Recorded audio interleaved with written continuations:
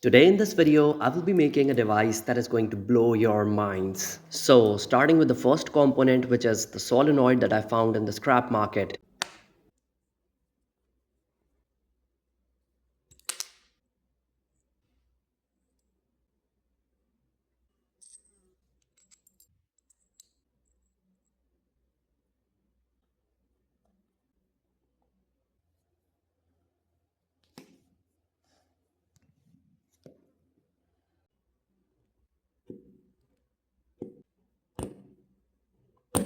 Now, the modification that I have done to this solenoid has resulted into something funny, okay? Next, what I'm going to need is a carbon brush, a simple wire, one of these pieces from old and discarded home sockets, or discarded metal piece. That's it. Let's assemble them all together.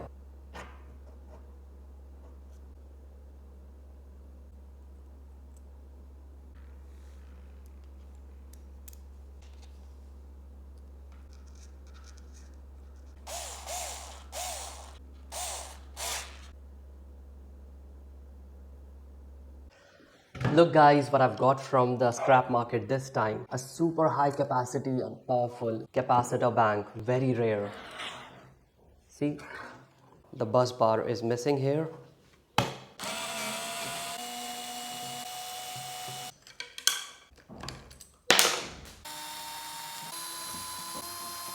Now, these capacitors can also be high voltage, so gloves are necessary and avoid touching these terminals. And always do the voltage check. Check if they are charged or not. 85 millivolts discharged, 78, 83. Yeah, they are discharged. Oh, the bolt broke. Let's check their capacity. Super excited. It is 3300 microfarad and 450 volts DC. That is huge. Since all of these were connected in parallel, then obviously all of them have the same rating. So here I'm going to charge it to 60 volts with an e-bike charger just for testing purposes. Oh, let's try this one. Okay, next. Testing time. First capacitor. Wow. Second. The great news is that all of these are working perfectly fine. We have to discharge these completely. Okay.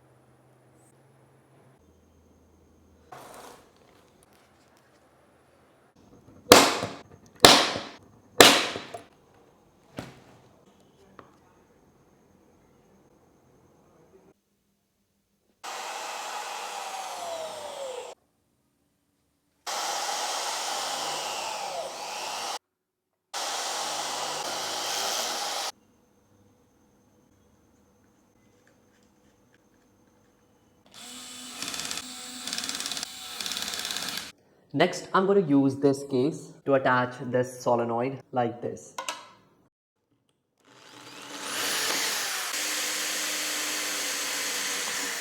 It's a mess all around here. I will have to clean all this up before I can move on further.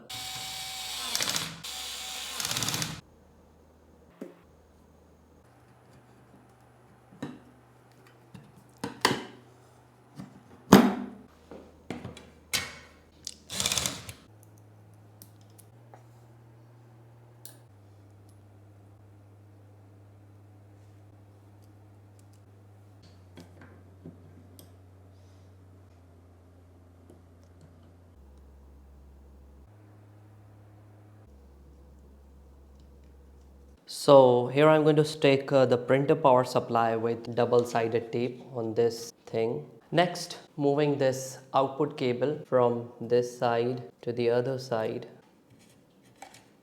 Here it is. Next, I will be taking these two wires for power supply connection. Here, this one has longer wire insulation removed because I'm planning on connecting it here. Next, I'm going to use this 6 amperes diode with the gray side, meaning the negative will be connected to the positive. Done. Next, this is a 50 volts 5000 microfarad capacitor, and here as you can see that I have stripped the wires, the output wires of this printer power supply, and I'm going to connect this capacitor. Make sure of the polarity always, and also check if the capacitor is discharged or not. And now that this much part is completed, let's do a little testing before proceeding any further. So these are the output wires from the printer supply. Here I've placed a red sleeving on one wire to indicate that it is positive terminal. And accordingly, we will have to connect it to this solenoid. Finally, this positive terminal remains from the supply and positive terminal from the solenoid. Okay, so I've connected this wire to the power supply temporarily, turning it on. And let's try and connect this wire and see what happens. You see, it is working.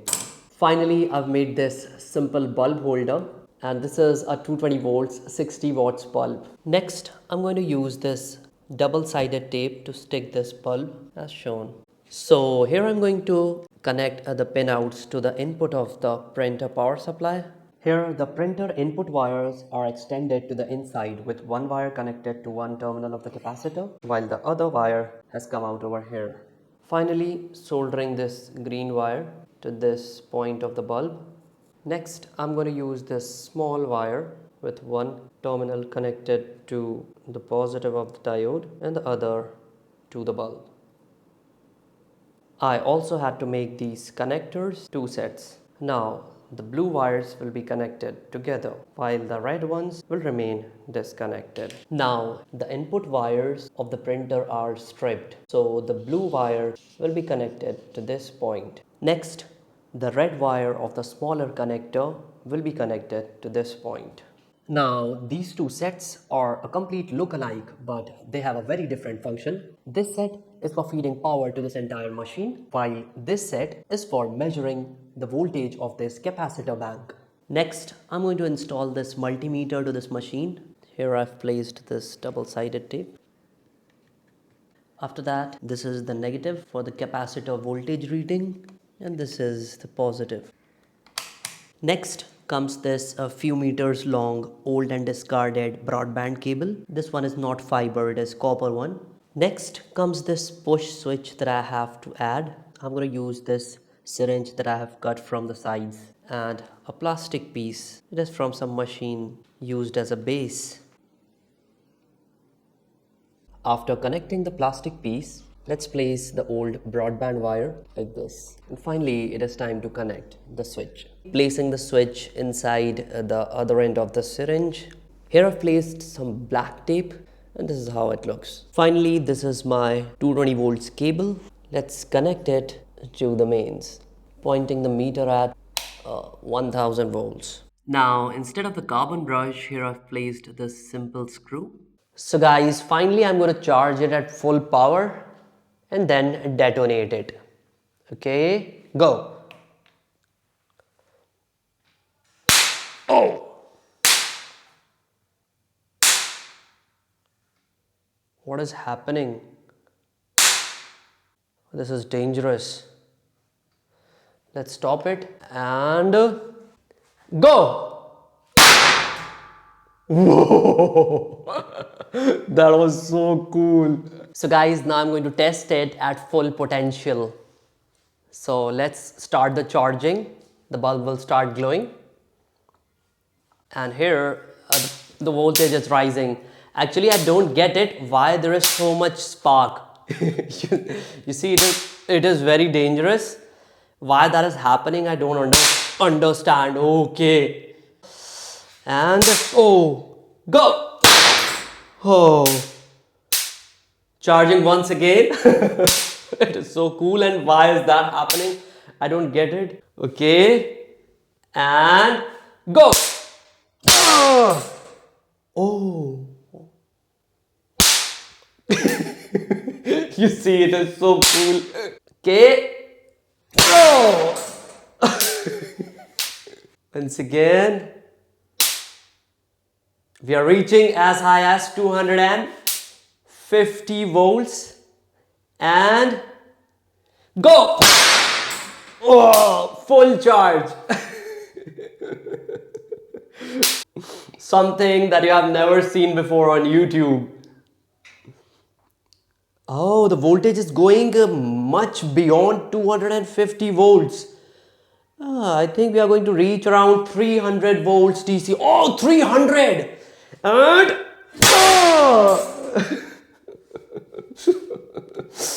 wow, it is so cool. Charging, reaching really close to 300 once again. And go. Whoa. It's like a cracker that is never going to finish. Let's turn off the lights and then enjoy this part. Okay, let's stop it now and go. Let's turn the charging on. Okay. Okay, whoa. The fish, man. Yeah, this is really scary because it is unpredictable. And I believe that I have this button with which I'm going to explode it. And it explodes on its own. So that is why it's so scary. And the voltage has crossed beyond 300. Okay. Oh, so many sparks. Okay. You see? It explodes without reason. And I don't get it. If you people have any idea, then please let me know in the comment section. 250 volts. And go. Oh, man. Right. Okay, so this is the, yeah, what is this, man? Totally unpredictable. Turning it off. Let's see the max it can do. I'm not going to short circuit it until it reaches its maximum value and stabilizes at it. Like 340 volts. That is the max that we are getting here. That is because of the peak voltage. So the maximum that I can do here is 336, 38, it is still increasing. 340 volts AC, sorry, DC, not AC. And this is the highest that I'm doing here. Go!